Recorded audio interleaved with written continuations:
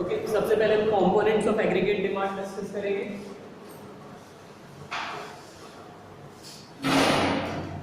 Components of AD, ठीक है।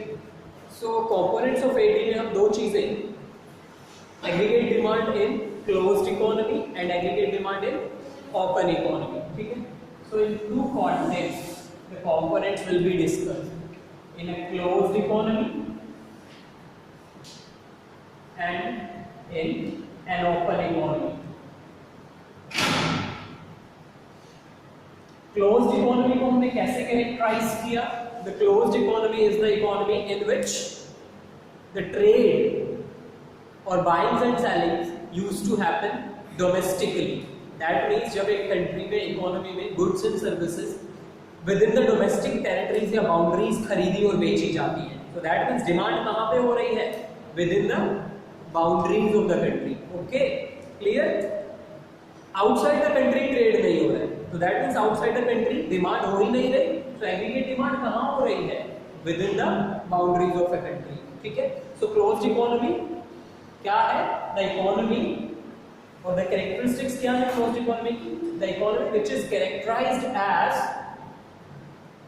Trade between और within the boundaries of a country. तो वो इकोनॉमी क्लोज्ड इकोनॉमी है जिसमें trade within the boundaries हो रहा है, डोमेस्टिक बाउंड्रीज, ठीक है। That will be the closed economy. Okay, so that means जो डिमांड साइड होगी है, डिमांड करने वाले होंगे, वो कहाँ लाइक करते हैं, कहाँ रहते हैं, कहाँ एग्जिस्ट करते हैं? With in the domestic territories, ठीक है। सो कौन कौन से कंपोनेंट्स, कौन कौन से ऐसे लोग हैं जो क्लोज्ड इकोनॉमी में डिमांड करते हैं? यहाँ पे भी टू पार्ट्स है हमारे पास, ठीक है। One will be the two sector model and the other will be the three sector model. एक क्लोज्ड इकोनॉमी को दो पार्ट्स में डिवाइड कर देते हैं। जब हमारे पास टू सेक्टर्स है इकोनॉमी में जो डिमांड करते हैं, तो उसे हम कहते हैं टू सेक्टर मॉडल।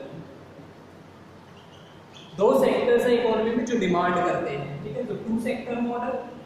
नेक्स्ट है three sector model.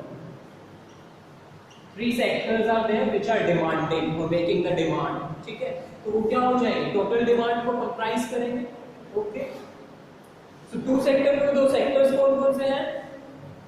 House hold sector and producer sector. These are the two sectors which are making the demand in a closed economy. एक क्लोज्ड इकोनॉमी में ये दो सेक्टर्स हैं जो डिमांड कर रहे हैं गुड्स एंड सर्विसेज की, ठीक है, clear?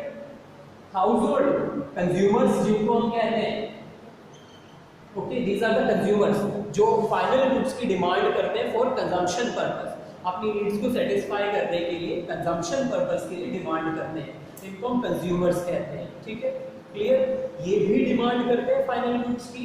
And these are the producers जो फाइनल गुड्स प्रोड्यूस करते हैं, ठीक है, वो लोग भी कुछ फाइनल गुड्स की डिमांड करते हैं, ठीक है। कौन सी तरह की फाइनल गुड्स की डिमांड करते हैं वो? लाइक मशीन्स, कैपिटल गुड्स हैं, ठीक है। किसी इंडस्ट्री में या किसी फैक्ट्री में, ठीक है, अगर मशीन यूज हो रही है तो जरूरी नहीं है कि वो मशीन उसी इंडस्ट्री ने बनाई, वो मशीन उसने किसी दूसरी फैक्ट्री या इंडस्ट्री से खरीदी हो सकती है, ठीक है। तो machine as it is use होगी। मैं बीइंग एन इंडस्ट्रियलिस्ट या बीइंग एन एंटरप्रेन्योर एक मशीन खरीद के लाऊंगा, किसी दूसरी कंपनी को ऑर्डर दिया, ठीक है। सो मशीन एक फाइनल या फिनिश्ड आउटपुट है, क्योंकि मैं उस मशीन को इंस्टॉल करूंगा अपने वर्कशॉप में या अपनी प्लांट में, ठीक है, और उसको एज इट इज यूज करूंगा, ठीक है। दैट मीन्स मैंने उस मशीन को चेंज नहीं किया, ठीक है, एज इट इज यूज हो रही है, तो वो मशीन क्या होगी? एक फिनिश्ड या फाइनल गुड है। और डिमांड कौन कर रहा है? मैं एज एन एंटरप्रेन्योर मैं डिमांड कर रहा हूँ, तो मैं क्या हो गया? प्रोड्यूसर, ठीक है। तो दैट मीन्स प्रोड्यूसर्स भी फाइनल गुड्स की डिमांड करते हैं, ठीक है। तो दो टू सेक्टर मॉडल में दोनों की डिमांड हमारी क्या हो जाएगी? Aggregate demand, okay. इसी तरीके से थ्री सेक्टर मॉडल में तीन पार्टीज होती हैं जो डिमांड करती है इकोनॉमी के अंदर अंदर, ठीक है। दो तो यही रहेंगी, हाउस होल्ड,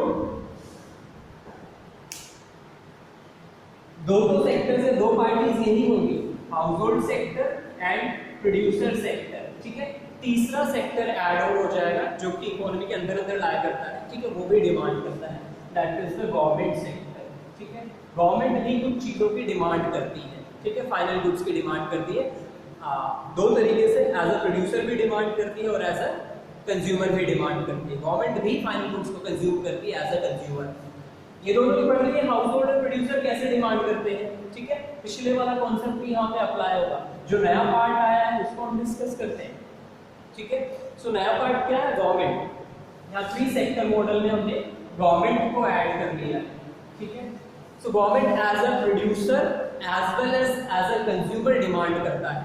गवर्नमेंट प्रोड्यूसर कब है, एज अ प्रोड्यूसर गवर्नमेंट जब इंफ्रास्ट्रक्चर डेवलप करती है, ठीक है, रोड्स बना रही है, ठीक है, या फिर पावर हाउसेस इस्टेब्लिश किए जा रहे हैं, पब्लिक सेक्टर एंटरप्राइजेस, कुछ ऐसे भी इंडस्ट्रीज या फैक्ट्रीज होती है जो गवर्नमेंट के अंडर होती है, गवर्नमेंट की इंडस्ट्रीज या अंडरटेकिंग्स होती है, ठीक है। तो जैसे railways, BHEL, Bharat heavy electricals limited, ठीक है। इसी तरीके से बहुत सारी एंटरप्राइजेस हैं जो गवर्नमेंट के अंडर है, गवर्नमेंट सेक्टर अंडरटेकिंग्स हैं। तो वहाँ पे गवर्नमेंट क्या है, जब इन कंपनीज को गवर्नमेंट चला रही है तो गवर्नमेंट क्या है, एक प्रोड्यूसर है ना। Air India, BHEL, SAIL, steel authority of India limited, ठीक है, ये गवर्नमेंट सेक्टर एंटरप्राइजेस है। तो वहाँ पे गवर्नमेंट प्रोड्यूसर है। तो एज अ प्रोड्यूसर गवर्नमेंट भी कुछ चीज़ों की डिमांड कर रही है, फाइनल गुड्स की। मशीनें तो खरीदेगी ना एटलीस्ट, ठीक है, तो डिमांड कर रही है उन फाइनल गुड्स की। कीप रिमेंबर, सिर्फ फाइनल गुड्स की ही डिमांड हम काउंट करेंगे, रॉ मटेरियल या सेमी फिनिश्ड गुड की डिमांड नहीं करेंगे, क्योंकि प्रोड्यूसर्स रॉ मटेरियल की भी डिमांड करते हैं, वो एग्रीगेट डिमांड का हिस्सा नहीं मानी जाएगी, ठीक है। सिर्फ फाइनल गुड्स को ही हम काउंट करेंगे to calculate aggregate demand, okay, ठीक है। So as a producer government demand कर रही है फाइनल गुड्स की, ये क्लियर हुआ। नेक्स्ट, एज अ कंज्यूमर या फॉर कंजम्पशन पर्पस भी गवर्नमेंट डिमांड करती है फाइनल गुड्स की। अब ये गवर्नमेंट कंजम्पशन कैसे करती है, किन गुड्स का कंजम्पशन करती है, गवर्नमेंट कंज्यूमर कब होती है, ठीक है। जब गवर्नमेंट किसी तरह की फिनिश्ड या फाइनल आउटपुट को खरीद के पब्लिक, जनरल पब्लिक को डिस्ट्रीब्यूट करती है, ठीक है, तब गवर्नमेंट एज अ कंज्यूमर काम करती है। सो गवर्नमेंट PDS के थ्रू हमें राशन डिस्ट्रीब्यूट करती है, प्रोवाइड करती है लो प्राइसेस के ऊपर।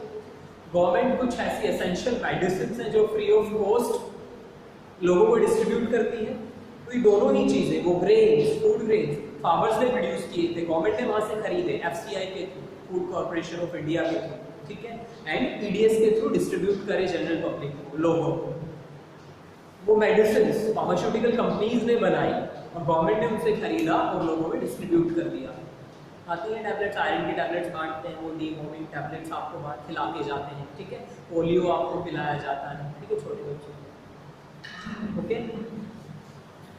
सो दोनों ही केसेस में गवर्नमेंट क्या हुआ, कंज्यूमर, ठीक है। अब हम ये नहीं कहेंगे कि भाई गवर्नमेंट ने खुद कंज्यूम नहीं किया इसलिए गवर्नमेंट कंज्यूमर नहीं, गवर्नमेंट किसके लिए बनाई गई, for general public, for the peoples और पब्लिक वेलफेयर, ठीक है। तो लोगों के लिए जब वो काम कर रही है, लोगों के लिए डिस्ट्रीब्यूट कर रही है कोई चीज, तब गवर्नमेंट ही कंज्यूमर मानी जाएगी, ठीक है। वहाँ पे प्रोडक्शन पर्पस के लिए नहीं खरीदे ग्रेन्स, प्रोडक्शन पर्पस के लिए मेडिसिन नहीं खरीदी, कंजम्पशन बांटे और डायरेक्टली लोगों ने कंज्यूम कर लिए, ठीक है। तो कंजम्पशन भी हुआ ना, और गवर्नमेंट किसके लिए काम कर रही थी, लोगों के लिए, इसलिए गवर्नमेंट को ही हमने कंज्यूमर मान लिया है, ठीक है। तो गवर्नमेंट एज अ कंज्यूमर ऐसे एक्ट करती है और एज अ प्रोड्यूसर अपनी एंटरप्राइजेस में जो फाइनल गुड्स मंगवाती है, ठीक है।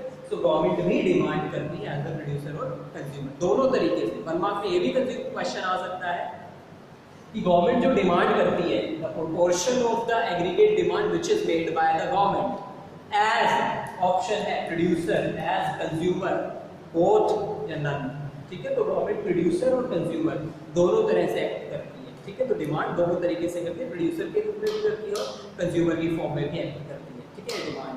ओके, क्लियर यहाँ तक। तो ये था हमारा क्लोज्ड इकोनॉमी, जिसमें से 2 कॉन्सेप्ट्स पढ़े थे, 2 सेक्टर मॉडल और 3 सेक्टर मॉडल। नेक्स्ट है ओपन इकोनॉमी। ओपन इकोनॉमी में क्या है, जैसे क्लोज्ड इकोनॉमी थी जहां पे trade within the domestic territories हम कर रहे थे, ठीक है, फॉरेन कंट्रीज के साथ ट्रेड नहीं हो रहा था, trade was not done across या क्रॉस बॉर्डर्स ट्रेड नहीं हो रहा था। ओपन इकोनॉमी में क्या है, हमने अपनी इकोनॉमी को जो है ओपन कर दिया, एक्सपोज कर दिया है to the world economies. That means यहाँ पे ट्रेड क्या होता है, ट्रेड या क्रॉस बॉर्डर्स ट्रेड कह सकते हैं या फॉरेन ट्रेड कह सकते हैं, cross border trade, imports and exports, ठीक है। सो हम जो चीज एक्सपोर्ट कर रहे हैं, ठीक है, प्रोड्यूस कहाँ पे हुई है? The goods which are being exported by India produce कहाँ पे हुई? इंडिया में। डिमांड कहाँ पे है उनकी? जो एक्सपोर्ट हो रही है उनकी डिमांड फॉरेन मार्केट्स में। सो वो भी तो हमारी एग्रीगेट डिमांड का हिस्सा होगा, क्योंकि प्रोड्यूस तो यहाँ पे हुई, ठीक है। सो एग्रीगेट डिमांड में वो चीजें हैं जो हमने मीनिंग पढ़ा था। तो क्या पढ़ा था? एग्रीगेट डिमांड क्या है? एक पर्टिकुलर ईयर में एक कंट्री की बाउंड्रीज के अंदर प्रोड्यूस हुई सभी फाइनल गुड्स एंड सर्विसेज की total demand, sum total demand of all the final goods and services which are produced within the boundaries of a country.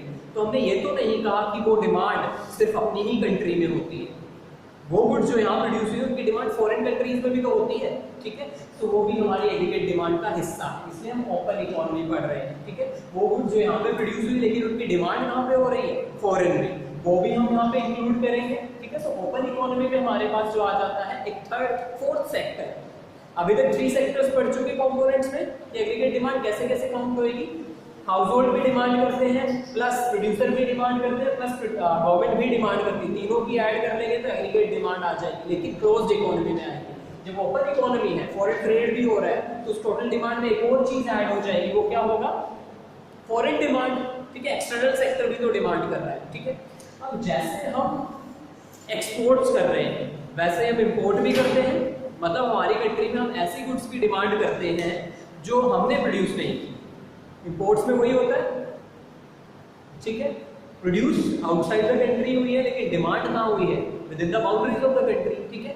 सो वो imports क्या करेंगे? हमारी एग्रीगेट डिमांड को कम कर रहे हैं। सो हम एक्सपोर्ट्स में से इंपोर्ट्स माइनस कर देते हैं, नेट एक्सपोर्ट्स ऐड होते हैं, इसको हम कहते हैं नेट एक्सपोर्ट्स, क्योंकि एक्सपोर्ट्स एग्रीगेट डिमांड को बढ़ाएंगे, है ना, और इंपोर्ट्स एग्रीगेट डिमांड को कम करेंगे। क्योंकि जब जितना ज्यादा इंपोर्ट होगा उतना ही डोमेस्टिक प्रोडक्ट्स की डिमांड कम हो जाएगी, है ना। ऐसा ही जितना ज्यादा फॉरेन प्रोडक्ट्स की डिमांड करोगे अपनी कंट्री में, उतना ही आप क्या करोगे? सैक्रिफाइस करते जाओगे डोमेस्टिक प्रोडक्ट्स का, ठीक है। डोमेस्टिक प्रोडक्ट्स यूज करना, भाई आपने ऑल्टरनेट चूज कर लिया है, you are replacing the imported goods, ठीक है। Sorry, you are replacing the domestically produced goods by imported goods. Domestically produced goods की बजाय आप किसकी डिमांड कर रहे हो? इंपोर्टेड गुड्स की। तो इंपोर्ट्स आपकी किस एग्रीगेट डिमांड को क्या कर रहे हैं? कम कर रहे हैं, ठीक है। तो इंपोर्ट्स को माइनस कर दोगे। उसी तरीके से एक्सपोर्ट्स क्या कर रहे हैं? बढ़ाते हैं। जब आपके प्रोडक्ट की फॉरेन में भी डिमांड हो रही है तो एग्रीगेट डिमांड बढ़ जाएगी ना। तो एक्सपोर्ट्स डिमांड को बढ़ाते हैं, ठीक है, एंड इंपोर्ट्स डिमांड को कम करते हैं, क्योंकि आप डोमेस्टिकली प्रोड्यूस्ड गुड्स की बजाय इंपोर्ट्स के ऊपर डिपेंड हो गए। तो इंपोर्ट्स दैट मींस रिड्यूस कर रहे हैं डिमांड को, ठीक है। तो इंपोर्ट्स को माइनस कर दोगे एक्सपोर्ट में से, तो नेट इफेक्ट हम ऐड करेंगे नेट एक्सपोर्ट्स, ठीक है। क्लियर? सो टोटल डिमांड अब क्या हो गई? जब हमारे पास ओपन इकोनॉमी है तो टोटल एग्रीगेट डिमांड कैसे निकलेगी? Producer sector plus household sector plus government plus external sector. वो एक्सटर्नल सेक्टर में क्या ऐड होता है? Net exports. ये नेट एक्सपोर्ट्स हम यहाँ पे ऐड कर देंगे, जो कि कैसे कैलकुलेट होते हैं? Exports minus imports. ये तो हमने कैलकुलेशन ऑफ नेशनल इनकम में भी पढ़ा था, है ना। उसके क्वेश्चंस तो किए थे न्यूमेरिकल्स को, तो उसमें भी तो नेट एक्सपोर्ट्स हम ऐड करते थे। तो नेट एक्सपोर्ट्स ऐसे निकालते थे, राइट? क्लियर? तो ये भी हमारे नेट एक्सपोर्ट्स नेगेटिव वैल्यू भी हो सकती है when your imports are greater than exports. Okay, जब आपके इंपोर्ट्स ज्यादा हैं, फॉर एग्जांपल हम नेट एक्सपोर्ट्स निकालते कैसे हैं? Net exports equal to formula यही रहेगा, exports minus imports. Okay, exports तो हुए हैं 10 करोड़ के और इंपोर्ट किए हैं हमने 20 करोड़ के, ठीक है। तो नेट एक्सपोर्ट की वैल्यू क्या है? 10 करोड़ के एक्सपोर्ट्स है, 20 करोड़ के इंपोर्ट्स है, तो माइनस 10 करोड़ का नेट एक्सपोर्ट हुआ है, ठीक है।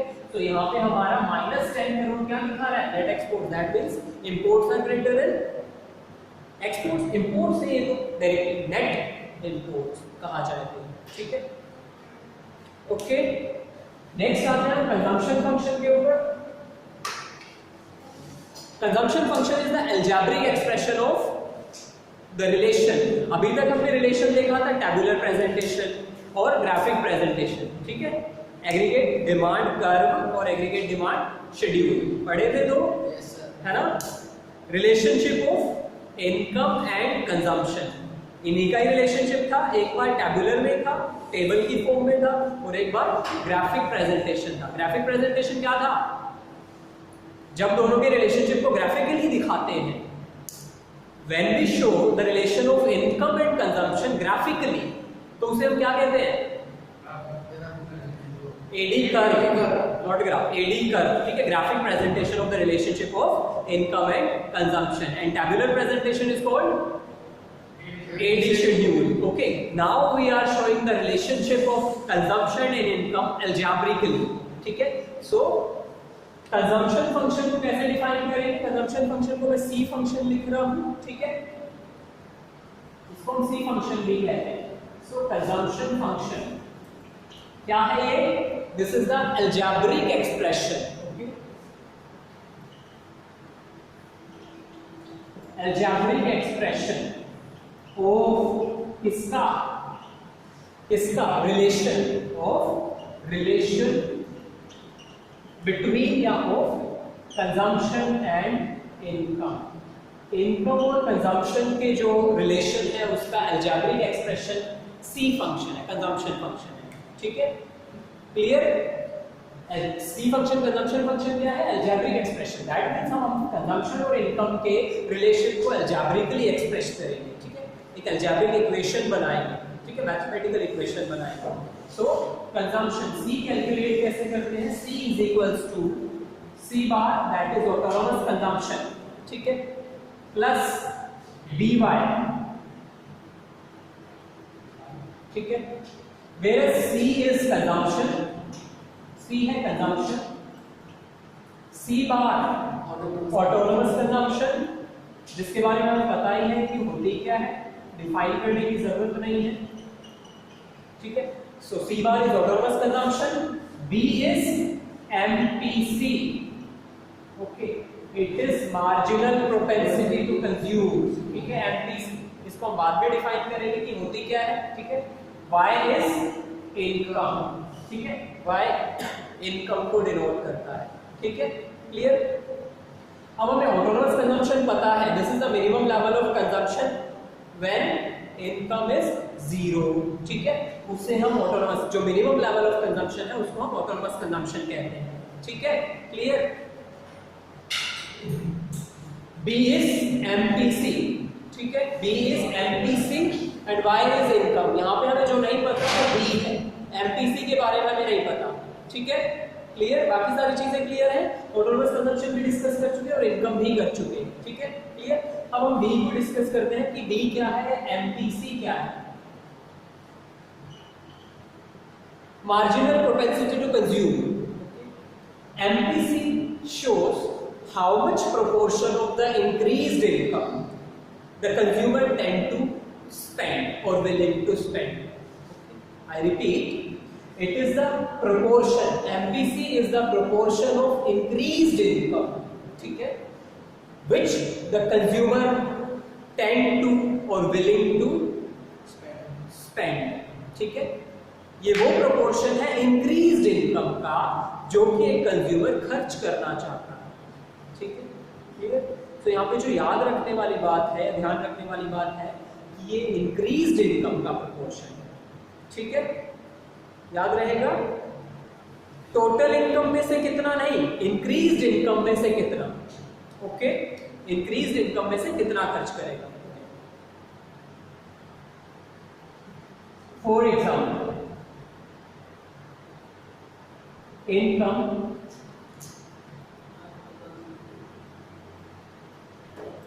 10,000 थी और 10,000 से बढ़ के हो जाती है 15,000. ठीक है, क्लियर? इंक्रीज कितनी हुई? 5,000. एमपीसी इस 5,000 का निकलेगा. ठीक है, इंक्रीज्ड इनकम का कितना प्रोपोर्शन. दैट मींस जब इनकम मेरी 5,000 से बढ़ गई तो इस 5,000 में से कितना मैं खर्च करना चाहूंगा और कितना बचाना चाहूंगा. टोटल 15 में से नहीं. ठीक है, इंक्रीज्ड प्रोपोर्शन, इंक्रीज कितना हुआ? 5,000. ठीक है, तो सपोज जब 10,000 थी तब मैं 4,000 खर्च कर देता था. मेरा कंजम्पशन पैटर्न क्या था? जब मेरी इनकम 10,000 थी तो मैं 4,000 खर्च कर देता था. अब इनकम बढ़ गई 15,000 हो गई. ठीक है, अब मैं जो है 6,000 खर्च कर देता हूँ. ठीक है, क्लियर? ये कंजम्पशन है. This is C and this is C1. This is Y and this is Y1. ये चीजें पता है. Previous consumption, current consumption, previous income, current income, ठीक है। जब मेरी इनकम पहले 10,000 थी तो मैं 4,000 खर्च कर देता था, ठीक है, 4,000 खर्च कर देता था। अब इनकम 15,000 है तो मैं 6,000 खर्च कर देता हूँ, ठीक है। ये कंजम्पशन पैटर्न है और ये इनकम पैटर्न है। क्लियर, इतना समझ आया? अब हम क्या कह रहे हैं कि इंक्रीज्ड इनकम का कितना खर्च कर देता हूं, तो कंजम्पशन से पता चल जाएगा कि मैंने खर्चा भी कितना बढ़ाया, कितना बढ़ा दिया 2,000 से, ठीक है। मेरा कंजम्पशन जो है वो 2,000 से इंक्रीज हो गया। कब? जब मेरी इनकम 5,000 से इंक्रीज हुई। तो अब हम बता सकते हैं कि इंक्रीज इनकम का कितना, ये जो 2,000 बढ़ाया है कब बढ़ाया? जब 5,000 से इनकम बढ़ी ना, तो 5,000 में से 2,000 खर्च कर दिया और बाकी जो बचा 3,000 है, ठीक है, उस 3,000 का मैंने क्या किया होगा? सेव कर लिया होगा, ठीक है। सो इस इंक्रीज्ड इनकम का प्रोपोर्शन हमें मिल गया जो हमने खर्च कर दिया, यही एमपीसी, ठीक है। क्लियर? अब एमपीसी कैलकुलेट कैसे करते हैं? कोई सर्टेन फॉर्मूला तो होता होगा, ठीक है। सो एमपीसी इज कैलकुलेटेड बाय, हमने किससे कैलकुलेट किया? चेंज से कैलकुलेट किया, ठीक है, डेल्टा वाई और डेल्टा सी, ठीक है। सो हमने कहा कि इंक्रीज्ड इनकम का कितना प्रोपोर्शन खर्च कर दिया और कितना बचा लिया, ठीक है। सो डेल्टा एस जो बचाया हुआ होगा वो भी तो इसी में से बचाया होगा, that will B 3,000, okay. Clear? ये हम आगे सेविंग्स फंक्शन में डिस्कस करेंगे। तो अभी हमारे पास क्या आता है? Consumption. So that will be the MPC, marginal propensity to consume. कैसे निकाला? कितना खर्च कर दिया increased income का?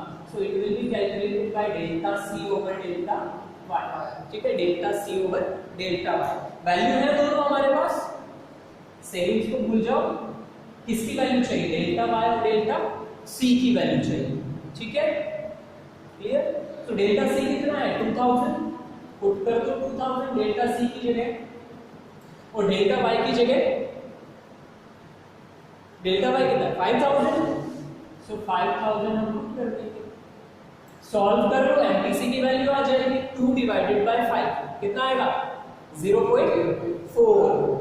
सो एमपीसी विल बी 0.4, एमपीसी की वैल्यू आ गई 0.4। इसका सीधा सीधा क्या मतलब है? जब 0.4 को हम परसेंटेज में कन्वर्ट करेंगे तो आएगा 40%। So that means MPC says कि इंक्रीज्ड इनकम का 40% हम क्या कर देते हैं? खर्च कर देते हैं, ठीक है। क्या था MPC? The proportion of increased income, increased income का वो हिस्सा which the consumer tend or willing to spend, ठीक है, ऐसा ही था। इंक्रीज्ड इनकम का वो हिस्सा, पता चल गया कितना हिस्सा? 40%, ठीक है। अब मैं निकाल सकता हूँ इंक्रीज इनकम का 40%। इंक्रीज इनकम कितनी है? 5,000। तो 5,000 का हम 40% निकालें अगर, ऐसे ही निकलेगा 5,000 इंटू 40/100, कितना आएगा? 40 इंटू 50, 50 को 40 से मल्टीप्लाई करेंगे तो 2,000 सेम आया, ठीक है। तो दैट मींस हम कह सकते हैं कि कितना हम खर्च करना चाहते हैं इंक्रीज इनकम का? 40%, ओके। अब एमपीसी को डिफाइन कर सकते हो, क्या है MPC?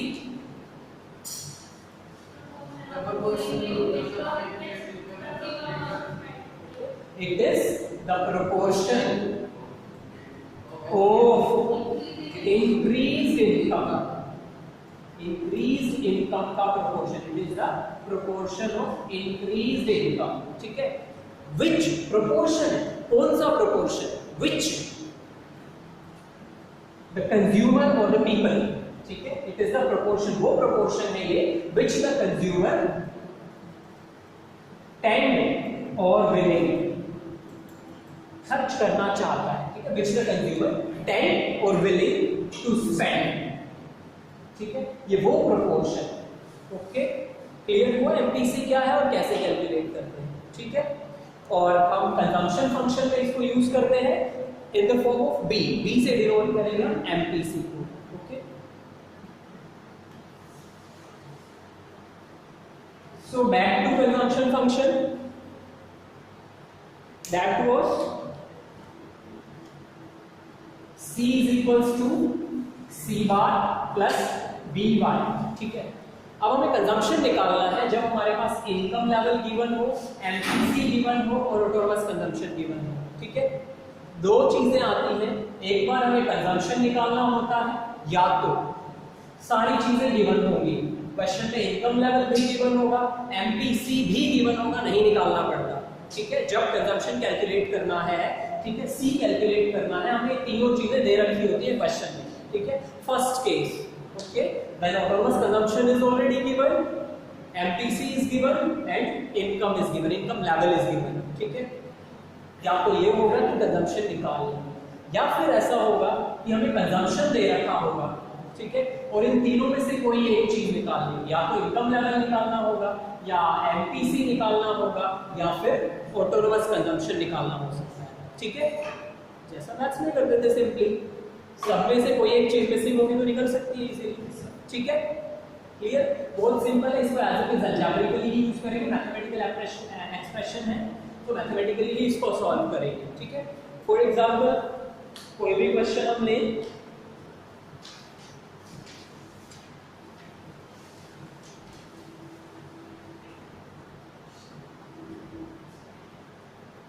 see it is saying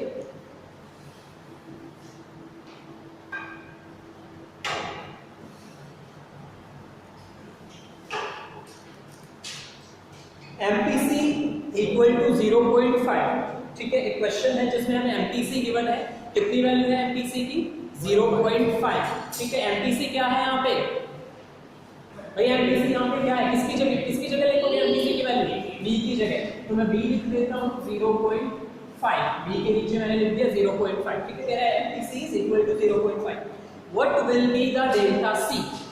okay, ये पूछ रहा है डेल्टा C क्या होगा, दैट मींस हमें यहाँ पे कहीं भी डेल्टा C नहीं गिवन है। ठीक है, नहीं गिवन तो साइड में रख लो, डेल्टा C निकालना है हमें। ठीक है, डेल्टा C की वैल्यू निकालनी है जब MPC गिवन है। और क्या कह रहा है, इफ इनकम इंक्रीजेस बाय 100, अगर इनकम 100 से इंक्रीज हो जाती है तो ये क्या है, 100 क्या है यहाँ पे, इसकी वैल्यू है, y की तो नहीं है, नहीं y की नहीं है, वो कह रहा है इफ इनकम इंक्रीजेस, तो दैट मींस ये किसकी वैल्यू है, डेल्टा y की वैल्यू है। ठीक है, डेल्टा y की वैल्यू है 100, तो हमें क्या चीज दे रखी है, डेल्टा y दे रखा है और MPC दे रखा है, निकालना क्या है, डेल्टा C। ओके, निकल सकता है, तो यहीं से कोई फॉर्मूला यूज करेंगे हम, यस MPC जो कि B है हमारे पास। ठीक है, इसकी वैल्यू दे रखी है, क्लियर, जरूरी नहीं है कि यही C ही निकालने को बोला जाए, कोई और वैल्यू भी निकालने को बोली जा सकती है। ठीक है, तो B की वैल्यू 0.5 है, B क्या है, MPC है, तो हमें MPC का फॉर्मूला पता है, MPC is equals to delta C upon delta Y। ठीक है, आगे डिराइव कर लिया फॉर्मूला। अब यहाँ से देखो कौन कौन सी वैल्यूज गिवन है, MPC की वैल्यू, B मींस MPC। ठीक है, तो ये 0.5 क्या है, MPC है, दिस इज 0.5। डेल्टा C क्या है, डेल्टा C निकालना है, वो बोल रहा है कैलकुलेट डेल्टा C या फाइंड आउट डेल्टा C। ठीक है, ये निकालना है, तो इसको एज इट इज रख दो, delta C divided by delta Y क्या है 100। अब निकल जाएगी क्रॉस मल्टीप्लाई करके। ठीक है, कितना हो जाएगा, डेल्टा C विल बी 50। ठीक है, तो कंजम्पशन कितने से इंक्रीज हुई है, ये डेल्टा C का मतलब है इंक्रीज्ड कंजम्पशन। ठीक है, तो जब इनकम 100 से इंक्रीज हुई है तो कंजम्पशन कितने से इंक्रीज हो गई है, 50 से। ठीक है, क्लियर, कर सकते हैं हम ऐसा।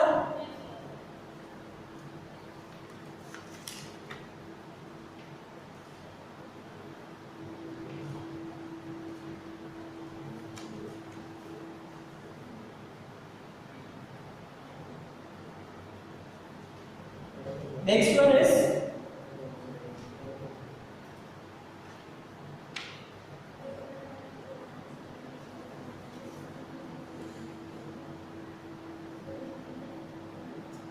नेक्स्ट कॉन्सेप्ट है हमारे पास एपीसी। ये एमपीसी था। ठीक है, नेक्स्ट आता है एपीसी के ऊपर। ये एपीसी क्या होता है, या फिर एवरेज, जिसको हम एवरेज प्रोपेंसिटी टू कंज्यूम कहते हैं। ठीक है, ये एपीसी क्या चीज है, एपीसी या फिर एवरेज प्रोपेंसिटी टू कंज्यूम।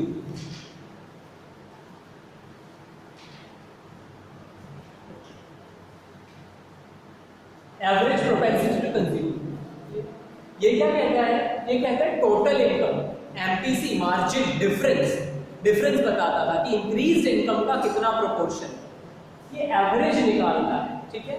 सो ये बताता है टोटल इनकम का कितना हिस्सा, वहां पे बढ़ी हुई इनकम या इंक्रीज इनकम का कितना हिस्सा हम निकालते थे, यहाँ पे किसका निकालेंगे, टोटल इनकम का, ठीक है। So it will be average propensity to consume will be the proportion of total income, या फिर कह सकते हो out of total income how much the consumer is willing to spend, total income में से कितना हिस्सा वो खर्च करना चाहते हैं, ठीक है।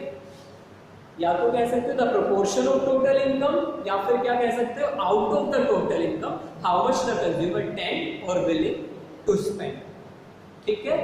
ये टोटल इनकम का है, क्लियर।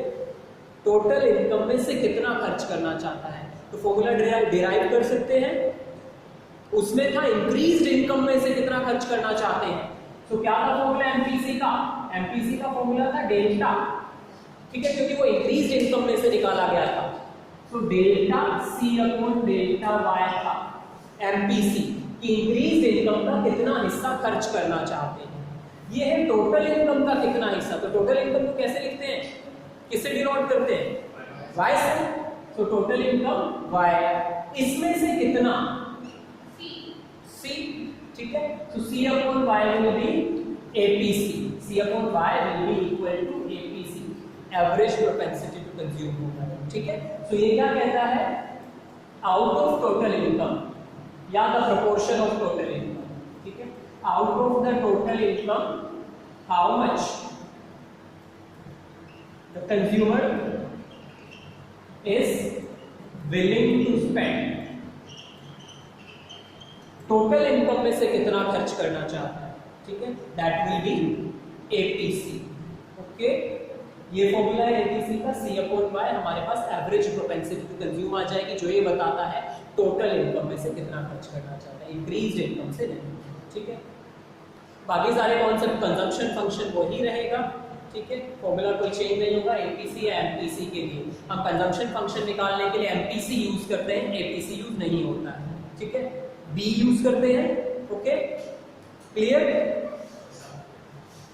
नेक्स्ट सेविंग्स पे चलते हैं। जब हमारा कंजम्पशन कंप्लीट हो गया है तो हमारे पास बचा हुआ हिस्सा क्या है, कि भाई इनकम में से कुछ तो खर्च कर दिया, ठीक है, और कुछ बच गया, वो क्या है, हमारी सेविंग्स है, ठीक है।